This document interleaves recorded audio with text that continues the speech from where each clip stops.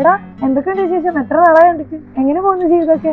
അങ്ങനെ ചോദിച്ചാ ഒരു ഉച്ചരൊക്കെ ആകുമ്പോഴേക്ക് എണീറ്റ് മല്ലൊക്കെ ഉണ്ടെങ്കിൽ എടുത്ത് കഴിച്ച് റീൽസ് ഇരുന്ന് നല്ല റീൽസ് ഒക്കെ ലൈക്ക് ചെയ്തിട്ട് റിലേറ്റബിൾ ആയിട്ടുള്ളതൊക്കെ ആർക്കെങ്കിലും കഴിച്ച് അങ്ങനെ ഒരു പ്രത്യേക ജീവിതം.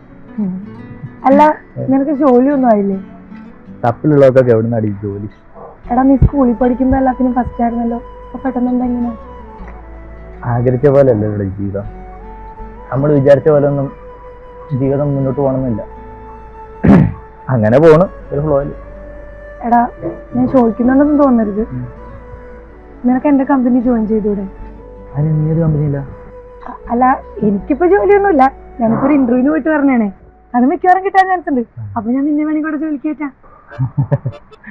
ഇതാണ് പ്രശ്നം, എന്റെ കൂടെ പഠിച്ചവരാരും രക്ഷപ്പെട്ടിട്ടില്ല, എന്നെ പോലെ തന്നെ എല്ലാവരും.